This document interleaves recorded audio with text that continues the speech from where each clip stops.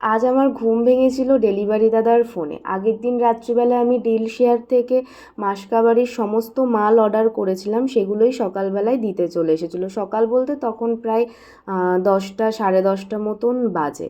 ডিলশেয়ারের সব ধরনের প্রোডাক্টগুলো ভীষণ ভালো হয়, মানে কোনো উল্টোপাল্টা প্রোডাক্ট আসে না। আর আজকে ছিল হচ্ছে বৃহস্পতিবার, আর বৃহস্পতিবার ছিল হচ্ছে পূর্ণিমা। ভেবেছিলাম সকালবেলায় উঠে একটু তাড়াতাড়ি পুজো করব, কিন্তু শরীর খারাপ থাকার কারণে আমার সেই বেলা হয়ে গেছিলো উঠতে।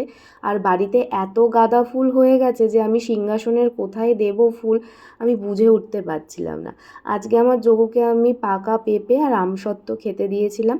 আর বৃহস্পতিবার মানেই হচ্ছে আমার সারা বাড়ি ধুনো দিতেই হবে, নাহলে আমার একদম ভালো লাগে না। পুজোর কাজ কমপ্লিট করে নেওয়ার পর এবার নিজের পালা।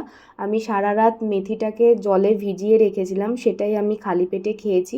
আর আজকে লাঞ্চে খুব সিম্পল রান্না ছিল, ভাত, এদিকে হচ্ছে মুসুর ডাল, সঙ্গে ছিল পাঁচমিশালির একটা তরকারি, কাঁচা পোস্ত বাটা আর মাছ ভাজা।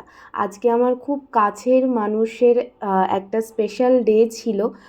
সেখানে আমার নিমন্ত্রণ ছিল, কিন্তু আমার শরীর খারাপ থাকার কারণে আমি যেতে পারিনি। আর রাত্রিবেলাতে হচ্ছে মিক্সড ফ্রাইড রাইস আর চিকেন কষা করব। ভীষণ মনে জোর নিয়ে, আনন্দ নিয়ে আমি মিক্সড ফ্রাইড রাইস করতে গেছিলাম, কিন্তু মিক্সড ফ্রাইড রাইসের পিন্ডি চটকে দিয়েছি একবারে।